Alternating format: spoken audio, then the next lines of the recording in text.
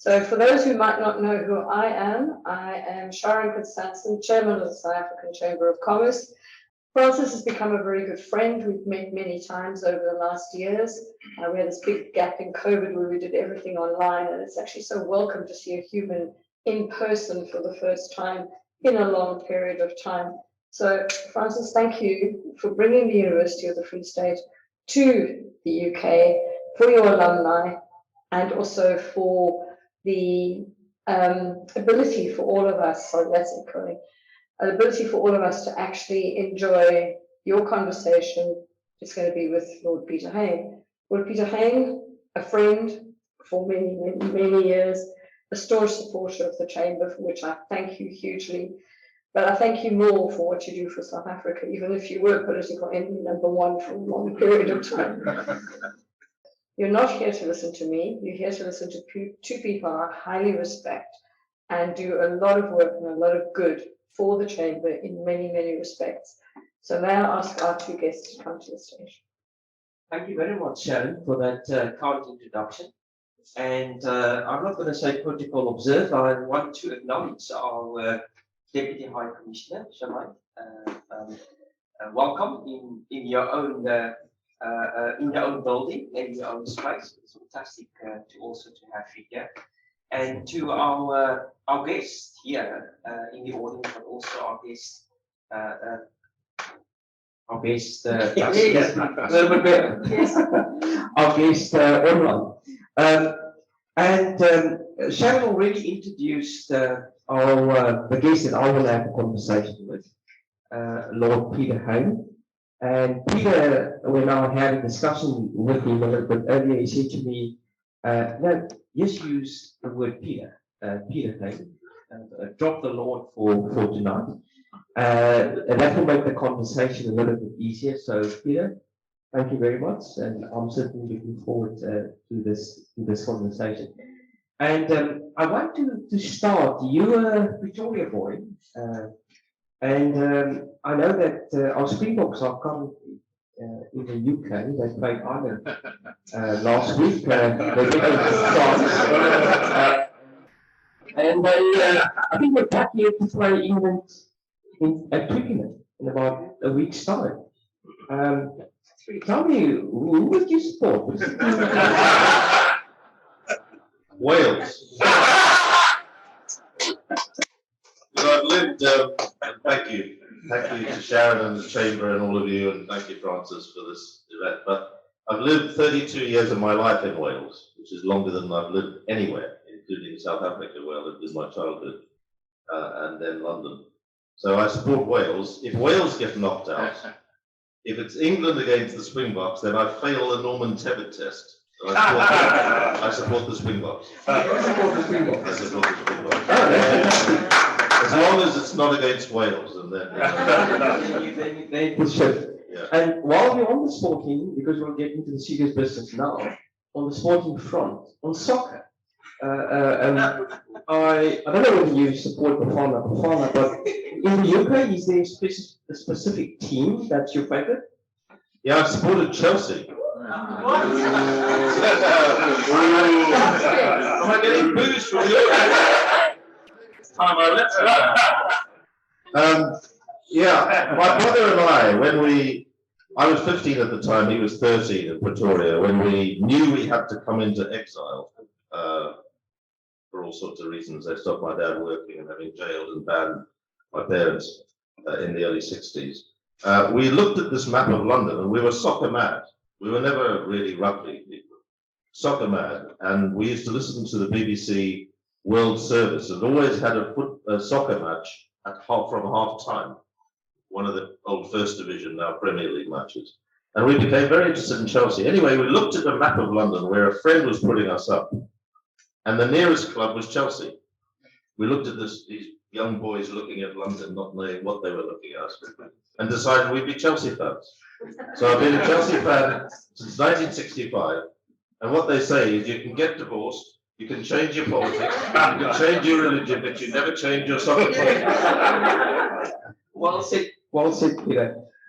Peter, let's move on to to sort of a serious discussion. Although it's a conversation, but there are obviously serious aspects within the conversation. You've been seen as an activist, a politician, a author, and I'll try to touch in my conversation on all of those three aspects. But I want to start off with the situation currently in South Africa. You know that we had the ANC policy conference in June. We're moving to the leadership conference in December. And the question is about the health of our democracy. So lots have happened, and lots are happening in South Africa. What is your take on the state or the health of democracy in South Africa? I think it's a perilous moment. South Africa has always had, I feel, and that's why I remain very optimistic about it, despite the current situation, is it's had several things going for it that other countries in Africa haven't had.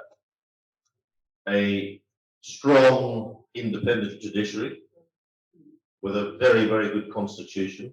There are not many countries where the constitution jails the former president. So that's one good thing. It's got a vigorous and independent political opposition. It's also got an amazingly fearless and independent media. Now, none of those three things are present in Zimbabwe, for example. And also in the business sector, it's got a system of regulation and finance which is approved across the world. It didn't stop the state capture episode. We'll get onto that. So I remain optimistic, but there are very serious forces trying to destabilize the whole democracy, in my view. What looked very suspiciously like an organized insurrection last year to try and spring Zuma from serving his sentence. And there are a lot of political killings going on, often within the ANC and KZN and other places contending for power. And so I think it's in a very dangerous moment. And if, for example, the president was defeated in December, I think that would be very, very damaging to South Africa. Now, I don't get involved in the internal politics because by force of historic circumstances that have happened to me, I don't really tend to comment on it, but I just look at it from the outside. And if the ANC were to go with the radical economic transformation faction, as they call themselves, very clever term, by the way, probably invented by Bell Pottinger, because it's actually about radical economic transformation for themselves. It's not for the people. And I fear the EFF's on the same bandwagon. But if they and their favourite candidate were to somehow triumph, frankly, I think people would give up on South Africa. So I do think it's a dangerous moment. Democracy has got to prevail, but when you've got people willing, with criminal elements backing them, to try and usurp that democracy, then that's very dangerous. I don't think they'll succeed. So I think that the next stage of South Africa's progress will pass after the conference, but I'm not close to it, so I don't know what will exactly happen. Remember, by the way, that President Ramaphosa only won by 189 votes out of 5,000. So I always say, when people are frustrated about the sclerotic nature of governance in South Africa, and it is sclerotic, and the slow progress, remember that he won against all the odds, because former President Zuma had never been defeated in an internal election before, with a formidable machine behind him. It was very narrowly. Therefore, he's never had the kind of mandate that a president really needs to do the change that is required in the country. I want to elaborate a little bit. I want you to elaborate a little bit further on that, because if you look at the situation currently in South Africa, and it seems to me that there's a lot of young people, probably middle-aged people as well, that Household age, you mean? they are actually leaving South Africa, and I presume a lot of those are relocating to countries like the UK. And that in itself means either something isn't working in South Africa, or they don't think that there's a future for them in the country. How would you comment on that? Well, I think you picked up on a very, very worrying trend over the last year or so. I think there's a very serious exit of very skilled whites in the main, but not exclusively whites, business people and others with skills, for a variety of reasons. Safety. I mean, Sharon herself was a victim of a carjacking. Well, I say a victim, she managed to eject the carjackers. Seriously, you know, we were attacking her. I don't think I'd ever meet Sharon in a dark alley. So, you know, this is an issue, and whether it's that or the freedom of their kids, as one said to me, to just go to school on the pavement, just walk to school. Not that London is necessarily completely safe, or anywhere is. Whether it's that or a lack of confidence in the economy or the politics or the political stability, there's quite a flight of very skilled people who had big investment from the country in their education. And I'm not attacking them, I'm just saying this is really serious. And I don't sense from the government any real urgency about gripping this and reassuring people that actually, as entrepreneurs and small businesses and with skills and some capital, that actually there are places in Johannesburg or Pretoria or Cape Town that's not in London. No, that is a serious concern, Peter. I'll come back to that point from in a different angle later on, when I want to comment or want your comments more on universities, in the realm of universities in democracy. But remember, a lot of our young graduates are graduates that actually leaving the university. They should plow back into the country, and if they're not there, then there's obviously serious concern. I'll come back to that point a little bit later. What I want to move to is the issue of state capture. And we know, we have seen the Zondo Commission report that been submitted, and the state capture concentration focus has very much been on officials in the state, in government, that has contributed to this massive capture of the state. But what often isn't highlighted is the impact of the private sector or commerce or other organizations outside of the state. And you have been quite vocal, and I think your interventions and how you've spoken up on some of these companies is immensely commendable. What's your take on that? Because when we talk about corruption, it's not only happening in the state. Corruption is about individuals, really, and those individuals can be anywhere, either in the state or outside of the state. Your comments on that, Peter? Well, corruption's like a cancer in the system, in the body. Once it's in there, it's really, really difficult to get rid of it. And I'm really worried about all of that. I think it's a complete betrayal of the values of the freedom struggle.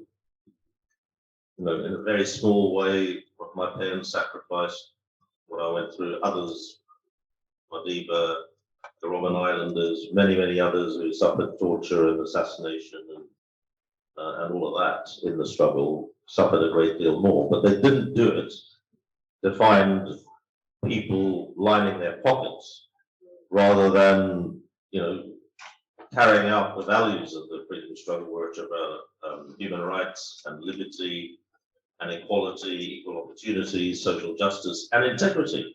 I remember interviewing Ahmed Kathrada one of the Robben Islanders closest, if not the one most close to Nelson Mandela, on Robben Island for a BBC documentary. And he said to me, you know, we just took it for granted that everybody was honest, that they were in the struggle for the reasons we were.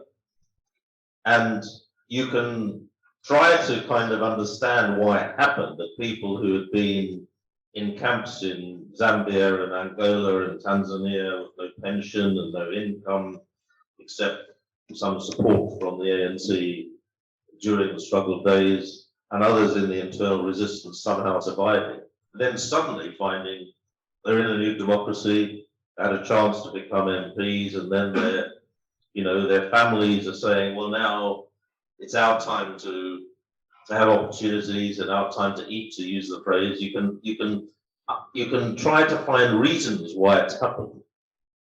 And you can look back to colonial times. I mean, one of the biggest indictments of the colonial powers, including Britain as far as South Africa is concerned, is they resisted majority rule to the bitter end, to the point where when the Portuguese pulled out of Luanda, they filled some of the key offices they filled the lift shaft with concrete. They're basically sabotaging the new nation and its attempt to establish self-determination. So I think you can find all sorts of reasons why it's happened, rather than preparing for majority rule and putting in place all the elements of a mature democracy, including the fact that politicians, get a salary and a pension and the rest of it, and then their duty is to provide economic opportunities for others to get employment and form their own businesses and so on. But it doesn't take away the fact that people have, been incredibly greedy. I think there was a survey done of local ANC branch members a few years ago, which showed that 2/3 were unemployed. So their opportunity to get a job was to become a councillor and ultimately to become an MP. So contesting to be a councillor, and then it gets to the point, as I touched on it briefly, in places like KZN, notoriously, where they're actually killing people to get into that position, to become the candidate. So the juxtaposition of crime, which flourished under former President Zuma and the Gupta brothers. But that then brings me, sorry, that's a long tour around to answer your question, is it takes two to tango. And this would not have happened if there hadn't been businesses taking the lucrative procurement contracts and tenders and giving a backhander in the process. It would not have happened. So you can indict the politicians from Zuma downwards, and you should, and they should be brought to justice. And President Ramaphosa has opened the door to that, but it's very slow and frustrating that there are no people in orange overalls, as the phrase goes. But also the businesses. And so when I was asked by Pravin Gordhan and others, senior in the ANC, in roundabout end of July 2017, very unexpectedly when I was teaching in Johannesburg, then at Business School, I'm now visiting professor at Gibbs. They wanted me to concentrate on the international dimension. And hence, for example, this year, I urged the British government to suspend Bain and Company from getting public sector contracts here, having been indicted for unlawful behaviour by the Zondo Commission and referred for prosecution. And to my amazement, Jacob Rees-Mogg, with whom I have nothing in common politically, agreed. So all credit to him, and I praise him. And I'm now pressing President Biden to do the same, because these corporates earn big fees, and if they hadn't done it, if the lawyers hadn't kind of found fancy ways of setting up shell companies with financial advisors that the Gupta brothers hid behind, they were the real owners, but they had front people set up by lawyers and accountants and others who know how to do these things, then the money could never have been smuggled out and money laundered out to these shell companies and moved around through Dubai and Hong Kong and so on. So I've learned an awful lot about what really happened.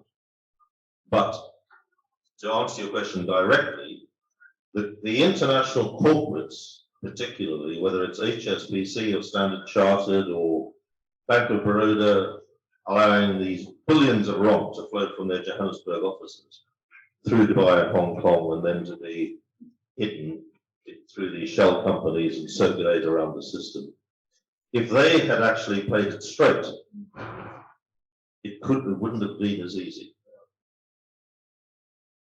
Well, just something that I thought while you were talking, Peter, was about whistleblowing. Because a lot of this could only have been detected through whistleblowing. And perhaps, do you have any view in terms of the protection of whistleblowers? Or what is your view? Yeah, I do, and it's non-existent.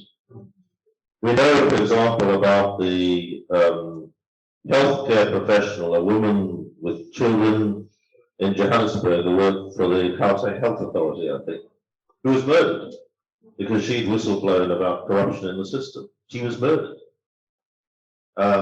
because they're high stakes. The trouble is the politics and the criminality is now intertwined in some sections of the ANC, and I fear sections of the EFF as well, but that's another story. And then there's the case of Athol Williams, who came last week at my invitation here, where we had this amazing big book launch for my Elephant Conspiracy book. Another plug for it, by the way. And he's been incredibly brave. He's had to flee the country because he's felt intimidated and threatened after the death of the health professional. He felt his life was in danger. Whether it was or not, that's what he felt. People don't flee their country that they love, that they've been brought up with. He's from Mitchell's Plain in the Cape Flats with his wife to come and live in a strange country and be having to kind of find work which he hasn't been able to find and so on. Whistleblowers are the bravest of the brave because they don't get any thanks from their employers. And he's been shunned, I'm afraid, by the business community. I introduced him to Sharon, who was very warm and welcoming of Athol when he came to the event last Thursday evening, and I think he met the High Commissioner as well, I think I'm right in saying. And so I think he feels he's amongst friends here, but he should be amongst friends at home. Absolutely. Peter, before I move away from the state capture and the whole issue of corruption, democracy and so on, I did say that we're going to have a leadership conference in December. Seeing what has happened in South Africa so far, are there any advice, if you were given an opportunity to provide advice to politicians in South Africa, knowing where we come from, knowing where we are, and see where we're going to move into, say, 2023 onwards? Are there any particular advice you would give to politicians? Start doing your job. That would be a start. The job is to supply essential services that are efficiently delivered.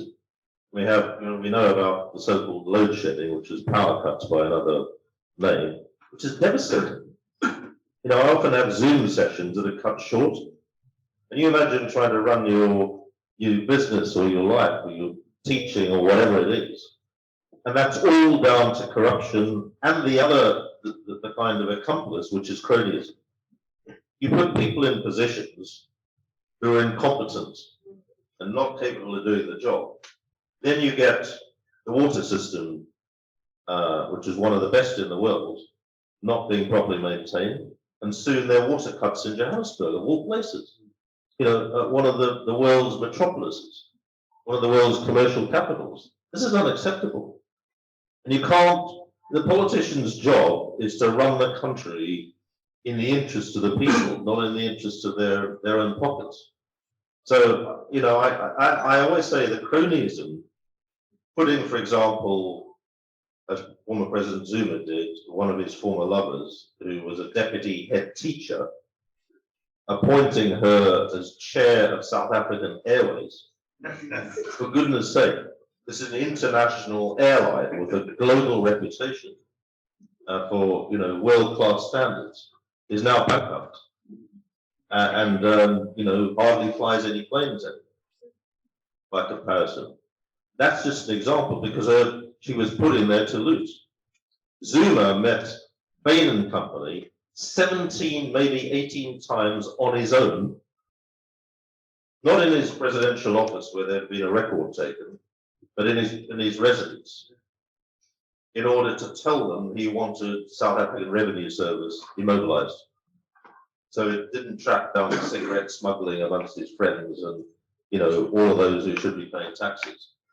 I feel really strongly about the politicians because their job, carrying out the ANC's historic mission, which was for a constitutional democracy, and Mandela was the figurehead of that, but that was the whole sort of mission of the ANC, and betraying that and perverting that should never be forgotten.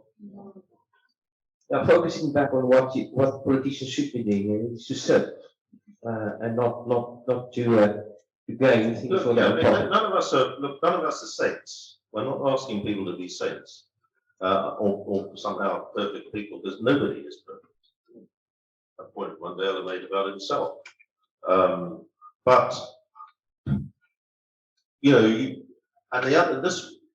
this relates to an analogous point. I've been in government. I was a minister for 12 years in the Tony Blair government, and you have to smell the pain of defeat. If you can smell a pain, I'm not sure you can, but anyway, you know what I mean. To keep democracy true. And one of the things that is a problem about South Africa's democracy is there's not sufficiently effective opposition. There's a vocal opposition to threaten the ANC with defeat. Because I think if they were threatened with defeat, even some of the dodgier elements would actually start to think it's in my own self-interest to get re-elected, and therefore I better get my act together and straighten things out.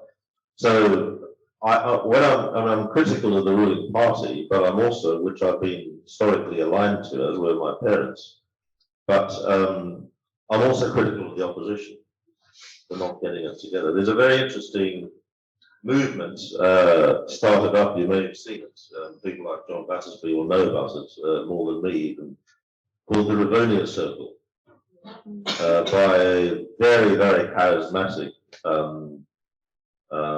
guy who used to be editor of Business Day and was very senior in business, called Zongezo Zibi.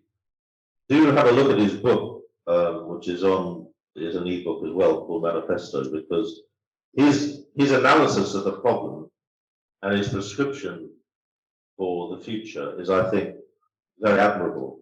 Whether he has the capability from a zero start to really make an impact sufficient to be a player in the next election, then I don't know. The jury's out on that, but I wish him all the best, because you need that sort of opposition. I don't think the DA is an effective opposition. I don't think it has an agenda that is right for South Africa. I think it's too much of a neoliberal agenda. You need a social democratic one. Some people would say a socialist one. Let's call it a social democratic one. The EFF, I mean, these guys are in it for themselves and dangerously fan prejudices all over the place, including racist prejudices and so on. So you've got to have a decent opposition. So Peter, just I'll finish off with that part before I go to the other two parts that I indicated I would like to get to. If you haven't got an effective opposition and you see what is happening in the country under the ruling party, and people leaving the country, as we talked a little bit earlier, but people not having actually confidence in the ruling party to be able to deliver, that moves you to the point of coalition governments potentially.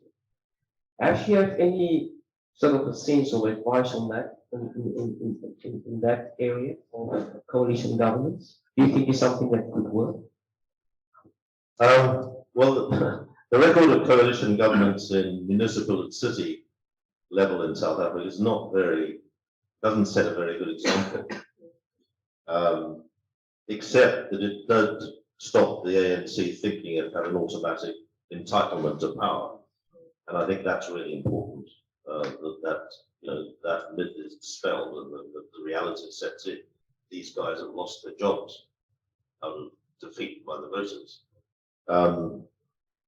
I think if some people say the ANC is not going to achieve over 50% next election, some people say, oh, I don't know. If that were the case, and for example, the Rivonia Circle managed to get the grassroots movement off the ground that they are building, and whether they can or not, I don't know. It's a big ask. Then you could get some kind of coalition there that might work. If it were with the EFF, that would be very dangerous. It would be the tail wagging the dog, I think, and would see a dramatic fall in confidence. I don't think the DA would want to form a coalition, so I don't know where else it would come from. And the other danger, by the way, is that there's a bit of a proliferation of small groups now. You've got Herman Mashaba's, what is it called? His party? Action South Africa. You've got that.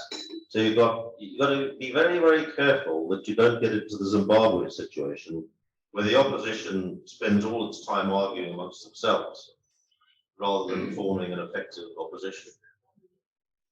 Let's move to your books. You've written over 20 books, and one is obviously the Pretoria Boy that we sort of referred to a little bit earlier. But then it seems to me that you wanted to move towards the Big Five in South Africa. You started off as the Rhino Conspiracy. It's now the Elephant Conspiracy, the new book. Do you want to share a little bit with us what you want to? I know that one is a follow-up from the other one or continuation. But can you share a sequel? That's a sequel. Do you want to share us a bit of what you want to convey? Well, first of all, why try and write a thriller when you've written over 20 books? And it's actually much harder writing a novel, I think, for me anyway. Because I like thrillers, I read thrillers. I have to read so much other stuff that I just like to escape with thrillers, and I read good thriller writers. And I was visiting with Elizabeth safari camp in KZN called Tula Tula. I don't know if any of you read the Elephant Whisperer book. Marvelous book, actually, and do read it. It's extraordinary. Book about the founder owner of a safari park, this guy called Lawrence Anthony, who forms a close bond with a herd of elephants that came in as a road herd because they've been shot at by poachers and were pretty enraged with people, understandably. And he got close to them, he camped out with them, and he formed such a close relationship that when he unexpectedly died, the whole herd moved at the precise moment he died in Johannesburg, and this is near Richards Bay, moved towards his home to mourn. And anyway, we went to this safari park, and I remember seeing these rhinos chomping away in their inimitable fashion and being amazed by them, and just noticing that there were guards there 24/7 on double shifts. And then finding out more and more about the whole problem of poaching. And it's not just poaching, because it's usually local villagers who do the poaching, who do the hard, dangerous work and often get killed. It's the criminal syndicates on top of them that go all the way to China and Vietnam and other parts of East Asia. And the politicians who protect them. So that was the genesis of the Rhino conspiracy, and I became also aware, at the time I was becoming aware of the criminalized international nature of poaching, which is on a par with drug trafficking and human trafficking and the arms trade internationally. I became much more aware of the extent of the state capture. This is from 2015 onwards. So I decided to try and, fuse those two together. And then I wrote it, and the publishers really liked it. And then they said they wanted to know what happened to the heroine of the story, a young born-free black South African called Tundi Majeke. It's a character I created. They wanted to know what she was going to do in the next one. So they then said, "We want you to write another one." Except whereas I've written the Rhino conspiracy over 3 years, as more as a hobby, they wanted it in a year. No pressure. Now they want a third one. So I'm 50,000 words into the third one, but I don't quite know that. I know the overall plot, but I don't quite know what form it's going to take. It kind of takes over a life of its own. But is it going to be one of the big five? You'll have to wait and see. We had the book launch of the wonderful event, and thank you to the High Commission and the High Commissioner and Michelle and all of the staff who made it possible. Michael, where are you, Michael? He's an amazing guy that he just fixes everything. And we had about 200 people downstairs last Thursday. Great event. You were there, Sharon, and others were, Nick and John and others. Anyway, so I then had foisted on me the fact that the next group of wildlife most threatened with extinction was lions. And I didn't know this, but there was a wildlife charity head on the platform with me that I'd invited. He said there are now fewer lions than there are rhinos. And I hadn't realized that. So who knows, it may have to be about lions. Absolutely. It isn't at the moment, but We'll have to wait. We'll have to wait and see. Peter, the focus of the global citizen is very much linked also to our next generations of citizens that exit our universities and institutions of higher learning and then actually become global citizens. Because they have to engage with issues, climate change, nature, poverty, inequality, immigration, all of those challenges which are actually global challenges. And they, whether they're in South Africa, whether they're in the African continent, whether they're in Asia, Europe, UK. And I often end off, before I open it up for questions from the audience, where I ask my speaker that I have a conversation with, if they have to give some sort of thoughts to us, to our universities, to leadership in universities, to our graduates that exit universities, that actually have to become the leaders of tomorrow. What would you share with those that are listening to you and also obviously on online platform? Well, I think it's a great program. I am very struck by the teaching I've done of MBA students. I'm now teaching at Gibbs. Incredibly talented students, and these are people in their late 20s, early 30s typically, who are getting an MBA, are in the business community, some in civil society or in local government or in a national government. Incredible talent. 2/3 are black, the rest mixed colours. So, and I always think, having taught a class, if this talent could be unleashed on the country, South Africa would, fly. But it's been held back by the political system. So I just make that observation. The other observation is that I think there's too much of a kind of attitude in the country that I'm entitled to a job, as opposed to I've got to go and create a job. If you look at the Stanford University model, which spun out Silicon Valley in California, it was people doing degrees who formed their own businesses while they were doing their degrees with new ideas, who then created the dynamic of the Silicon Valley. that conquer the world in terms of the digital economy. That's one point I've made. The other is, I often quote this because I think the debate in South Africa, it seems to me, maybe because I'm looking at it from the vantage point that I found myself in, is often very parochial. It's who's getting this job, what colour are they, whether it's land redistribution or whatever it might be. It's basically looking at what is possible to redistribute from fellow South Africans. Now, there's a whole issue there. Of course there is, about wealth and income and land especially.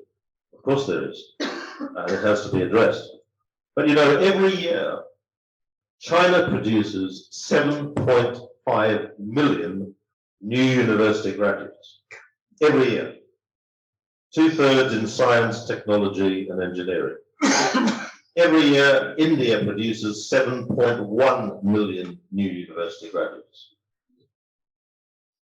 Now, South Africa produces 180,000. Now, South Africa is a minuscule country by comparison. But if you did a proportional comparison, South Africa should be producing double the number of graduates. And they should be focused on sciences, the technology, and the engineering. Now, you need the social sciences as well. I'm a social sciences graduate and postgraduate, but although I started in mechanical engineering, believe it or not. That's the backbone of a strong economy.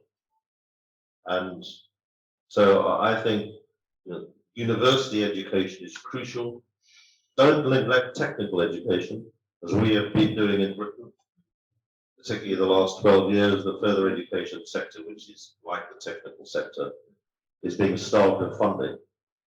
And you aren't producing the technicians, and the guys and the girls who can fix your stuff and sort out the engineering side of it. You ain't going to succeed. Thank you, Peter. In fact, just to recap your last point, that is a challenge that we do have in South Africa. Our further education training that needs to deliver those vocational skills. That sector is a sector that is dysfunctional. Yeah.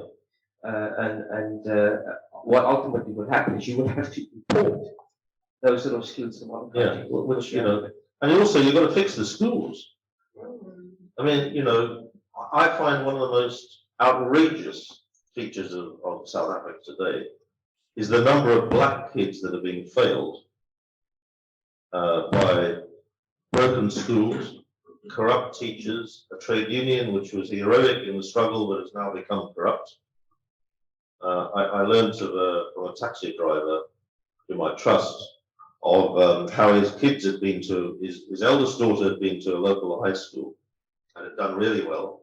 But when it came to his younger daughter, and she was ready to go to the high school, in collaboration with the union, the head teacher had been deposed and a successor was put in place who paid the union some money, who was incompetent and standards plummeted.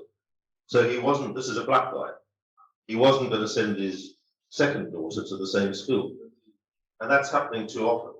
And it's failing the very kids that the ANC should have been in business to liberate. And to give it its due, the government since 1994 has, I think, doubled spending on schools. Per capita is one of the highest levels for a developing country of school expenditure, but the money doesn't go into the classroom. And teachers, teaching is one of the most, sorry, I'm on a rant, but teaching is one of the most important jobs in the world, if not the most important.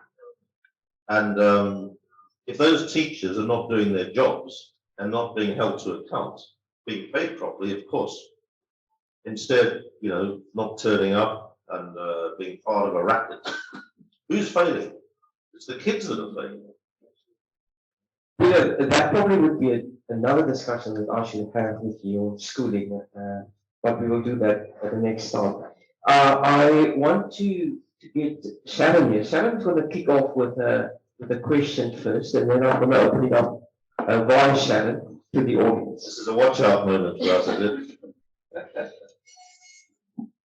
I've listened to Peter many, many, many times, and every single time I learned something. As I say, with everything you do in life, whether it's teaching, of which I do a fair amount myself, Peter, I always learn something from my students. I'm going to ask Peter a question that is very different to the content that you've been responding to today so far, if I may. You've been an activist, you've been a boycotter, you've been a politician, you've been a whistleblower, you've been a savior, you've been a teacher, you've been an author.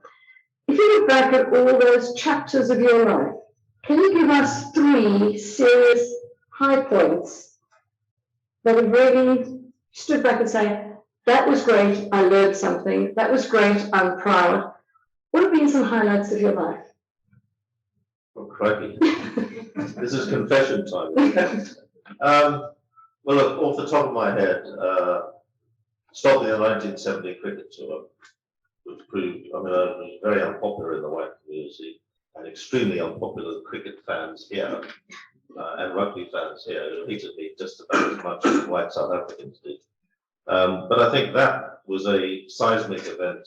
Others have said it, including Nelson Mandela himself, in terms of propelling white South Africa into international sports boycott. The next one, I think, would be the settlement in Northern Ireland and getting Ian Paisley Sr. and Martin McGuinness to share power together, put old blood enemies. There are lots of other things, but funny enough, the third one that just came to mind is I taught a 3-day elective course at Gibbs in August, and I got a standing ovation at the end. I don't say that through modesty, but the dean, the head of Gibbs, said nobody ever got a standing ovation to his knowledge, including himself. So that was rather nice, because if you can try and convey, some from your experience to others, then hopefully that will help. But you are a natural, Peter, when it comes to sharing, teaching, learning, because you help people from such a point of authenticity. On that note. By the way, one of the things I say to students, and I kind of understood it as I was teaching, you have to keep learning. I learn something new every day. You've got to keep learning. If you don't keep learning, you start failing in whatever you do. You made a comment about MBA students and their age. They sound a lot younger than when I did my MBA. I was just under 30, and I was the youngest by a long way. So they're making them younger these days. Anyway, I'd like to open it to the floor. We've got about 7-8 minutes that we can talk. If I've got it right, yes, 7 minutes. Where have we got a question? We've got a roving mic, so if you put your hands up, we've got one over there, one here, one behind. Let's start with that. On the edge there. Thanks very much for the talk this evening, and obviously what you've done for South Africa over the past 50 or 60 years. Just a question, can we get to a point in world politics where a country such as the UK or America can look at another country and say, what you're doing is wrong, those policies you're doing are wrong, because we don't really seem to do that anymore? Unlike during apartheid, where we had so much international pressure on South Africa. Thank you. We're going to take all 3 questions. We're going to answer one question. You might have very different questions. Yeah, you raise a very important point about the nature of international politics now and the terrible leadership on the whole.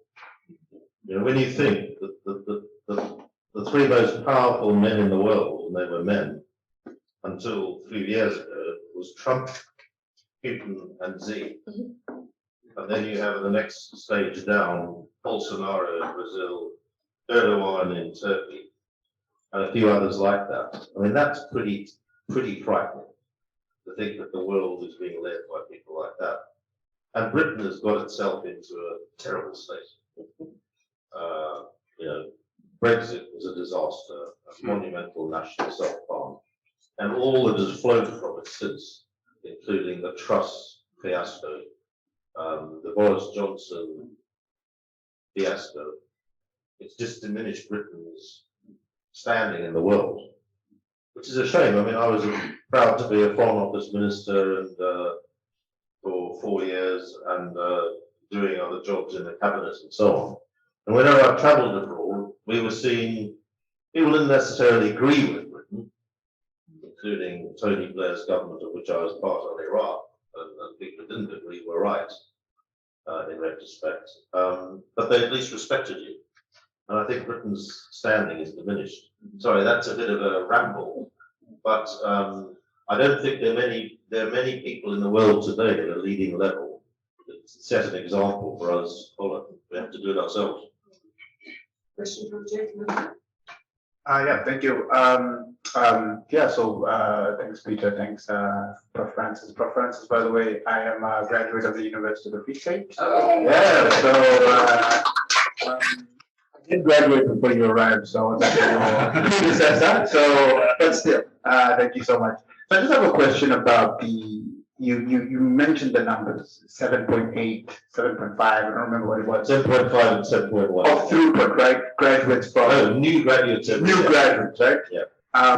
Now it's interesting, right? So in South Africa, I think the number was 180,000.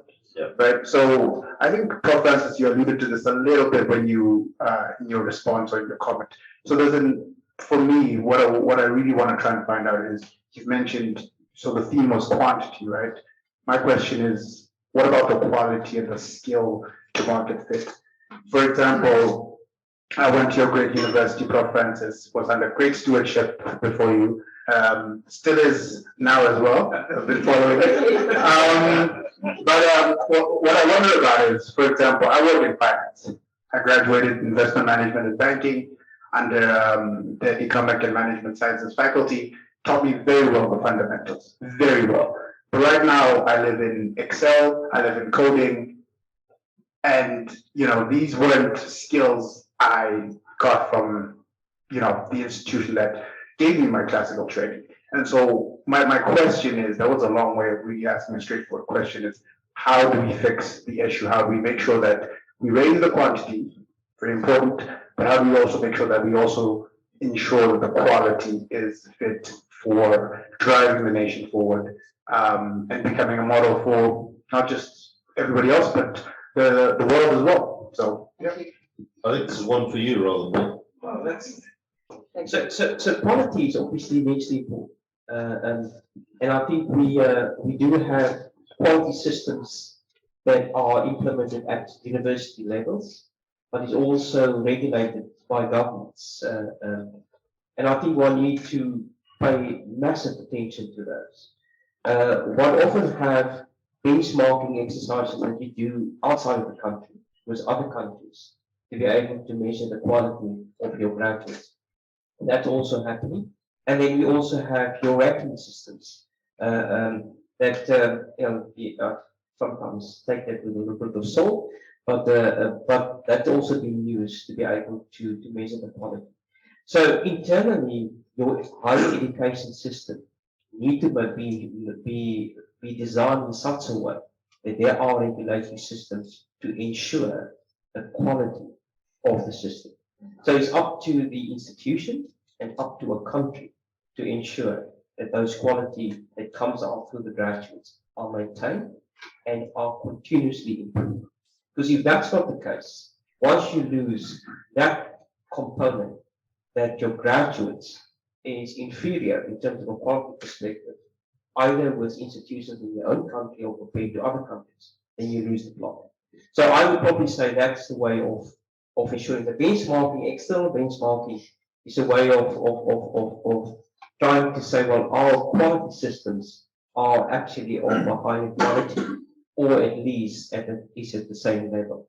But that is the way in which quality is maintained. And I think that should be continued. Thank you. We've got time for our last question. Lady there would like to ask a question, and then I'm going to close. I'm getting between you and a drink. Sorry. Thank you for this conversation. Very informative, very interesting.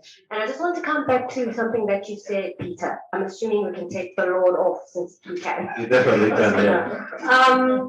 You spoke about whistleblowers, and I think whistleblowers have given many South Africans hope that we can turn things around. But you also mentioned about how they are not protected.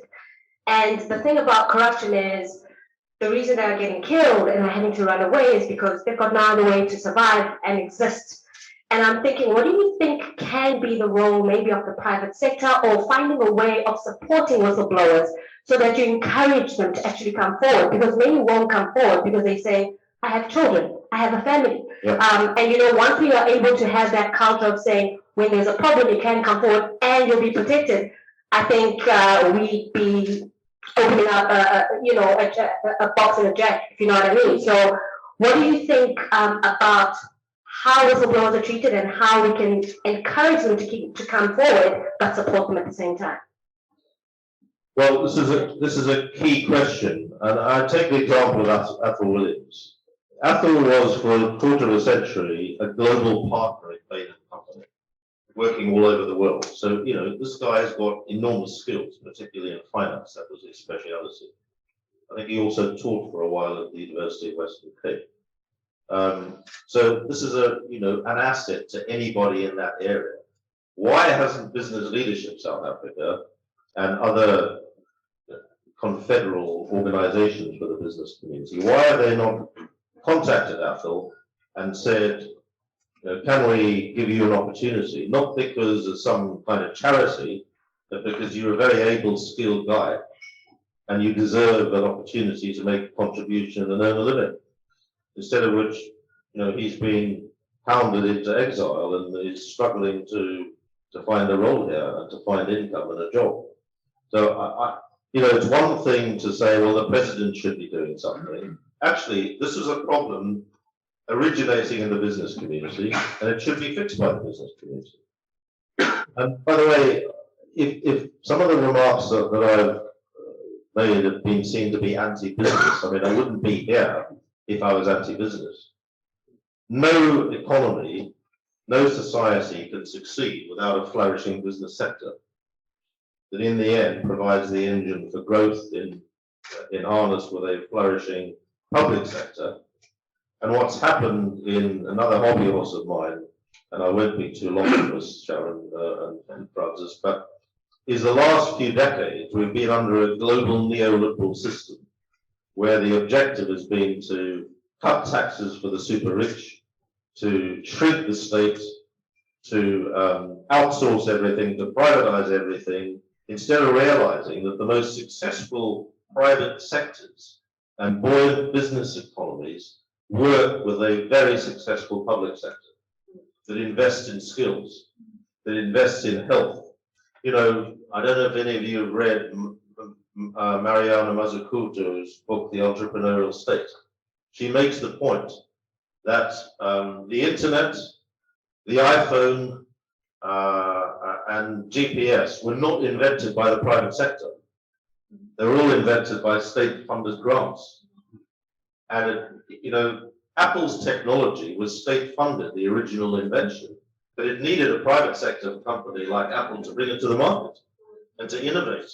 So you're talking about, an ideal sort of symbiosis partnership here to make really successful societies. And what we've had the last few decades is, instead of a Keynesian economic program like we had after the Second World War, where you expanded the public sector, it has to be efficient, and South Africa certainly has to be made more efficient. It's a watchword for inefficiency. But you need a strong public sector working and supporting alongside a strong private sector that in turn generates the growth to pay the taxes to fund the public sector. Thank you, everyone. Thank you, Peter. Thank you, Francis. I really appreciate what everyone's done today. So just on your point of whistleblowing, the interesting thing is we notice in commerce, not necessarily in public sector or government, but any whistleblower that becomes identified is victimized, and it is universal globally. And the part that's so unfair is that people go out of their way to find out who it was. Trump is an example, where they go out to find out who it was, a whistleblower. So it actually is so discouraging for people to say, I'm prepared to take that risk. If we don't have whistleblowers, the state captures exist. So it is a conundrum that business needs to find a better solution. And the other side of the coin is business must go and employ whistleblowers. They're not bad people. They actually are the people that are going to hold you to account. So I find it difficult that we all want people to be honest and to tell us what's going on. The minute we do, we say, oh, don't touch them, they're hard work. And thank you to everyone who's joined us. And thanks to SA House. I really appreciate it. And most important, to the two panels, I'll reach out, Peter, but I can't reach you. Thank you very much for what was an amazing evening. We heard a very different Peter, content-wise, to what we did last week. Thank you for sharing it with us, and let's all enjoy it.